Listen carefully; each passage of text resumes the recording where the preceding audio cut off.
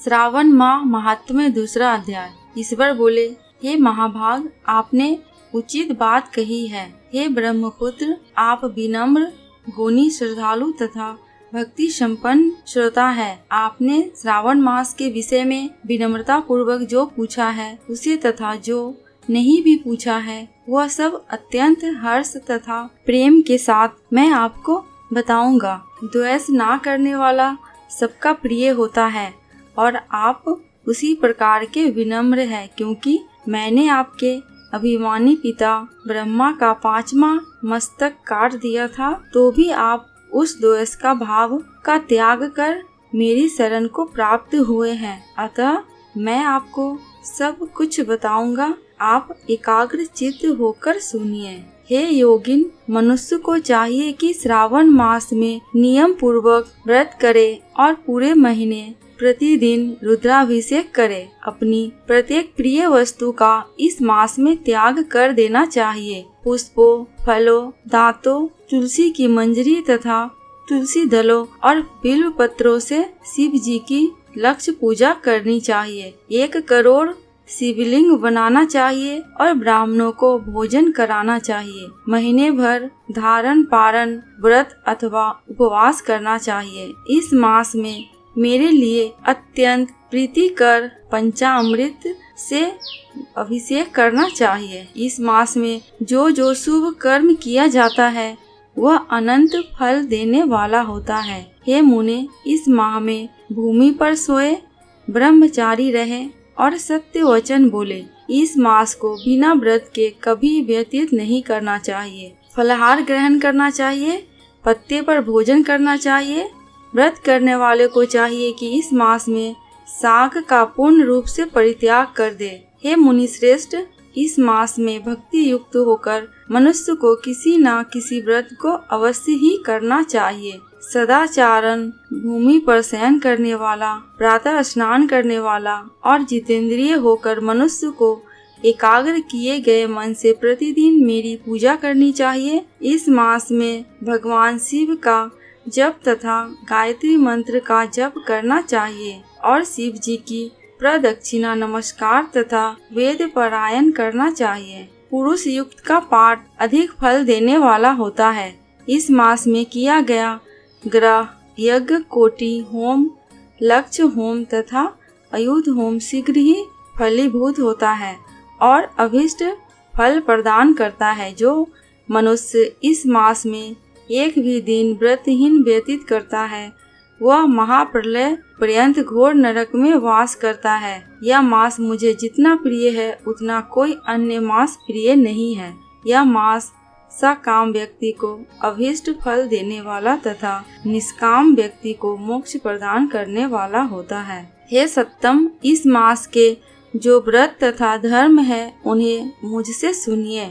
रविवार को सूर्य व्रत तथा सोमवार को मेरी पूजा व नक्त भोजन करना चाहिए। श्रावण मास के पहले सोमवार से प्रारंभ करके 3.5 महीने का रोटक नामक व्रत किया जाता है। वह व्रत सभी वांछित फल प्रदान करने वाला होता है। मंगलवार को मंगला गौरी का व्रत, बुधवार व बृहस्पतिवार के दिन इन दोनों वारों का व्रत, शुक्रवार को जीवंती का व्रत और शनिवार को हनुमान जी तथा नृसिंह का व्रत करना बताया गया है। हे मुने, अब तिथियों में किए जाने वाले व्रतों का श्रवण करें। श्रावण के शुक्ल पक्ष की द्वितीया तिथि को औदुंबर नामक व्रत होता है। श्रावण के शुक्ल पक्ष की तृतीया तिथि को गौरी व्रत होता है। इसी प्रकार शुक्ल की चतुर्थी तिथि को दुर्वा गणपति नामक व्रत किया जाता है। हे मुने, उसी चतुर्थी का दूसरा नाम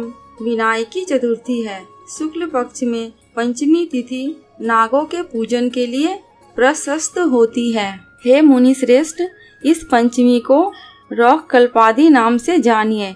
षष्ठी तिथि को सुपोधन व्रत और सप्तमी तिथि को शीतला व्रत होता है। अष्टमी अथवा चतुर्दशी तिथि को देवी का पवित्रारोपण व्रत होता है। इस माह के शुक्ल तथा कृष्ण पक्ष की दोनों नवमी तिथियों को नक्त व्रत करना बताया गया है। शुक्ल पक्ष की 10वीं तिथि को आशा नामक व्रत होता है। इस मास में दोनों पक्षों में दोनों एकादशी तिथियों को इस व्रत की कुछ और विशेषता मानी गई है। श्रावण मास के शुक्ल पक्ष की द्वादशी तिथि को श्री विष्णु का पवित्रोपन व्रत बताया गया है। इस द्वादशी तिथि में भगवान श्री हरि की पूजा करके मनुष्य परम गति प्राप्त करता है। उत्सर्जन, उपाकर्म, सभादीप, सभा में उपाकर्म, इसके बाद रक्षाबंधन, पुनः श्रावण कर्म, सर्प बलि और हयग्रीव का अवतार। ये 7 कर्म पूर्णमासी तिथि को करने हेतु बताए गए हैं। श्रावण मास के कृष्ण पक्ष में चतुर्दशी तिथि संकट चतुर्थी व्रत कहा गया है और श्रावण मास के कृष्ण पक्ष की पंचमी तिथि के दिन मानव कल्पादि नामक व्रत को जानना चाहिए। हे द्विजोतम, कृष्ण पक्ष की अष्टमी तिथि को श्री कृष्ण का पूर्णा अवतार हुआ। इस दिन उनका अवतार हुआ, अतः महान उत्सव के साथ इस दिन व्रत करना चाहिए। हे मुनिश्रेष्ठ, इस अष्टमी को मनवादी तिथि जानना चाहिए।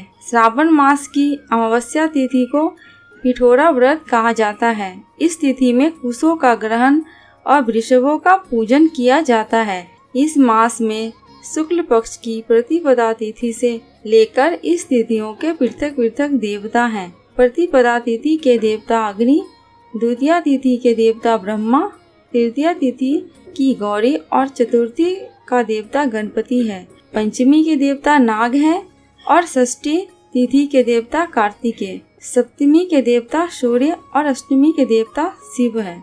नौमी की देवी दुर्गा, 10वीं के देवता यम और एकादशी तिथि के देवता विष्णुदेव कहे गए हैं। द्वादशी के विष्णु तथा त्रयोदशी के देवता कामदेव है। चतुर्दशी के देवता शिव, पूर्णिमा के देवता चंद्रमा और अमावस्या के देवता पितर है। ये सब तिथियों के देवता कहे गए। जिस देवता की जो तिथि हो उस देवता की उसी तिथि में पूजा करनी चाहिए। प्रायः इसी माह में अगस्त का उदय होता है। हे मुने, मैं इस काल को बता रहा हूँ, आप एकाग्र चित्त होकर सुनिए। सूर्य के सिंह राशि में प्रवेश करने के दिन से जब 12:40 घड़ी व्यतीत हो जाती है तब अगस्त्य का उदय होता है।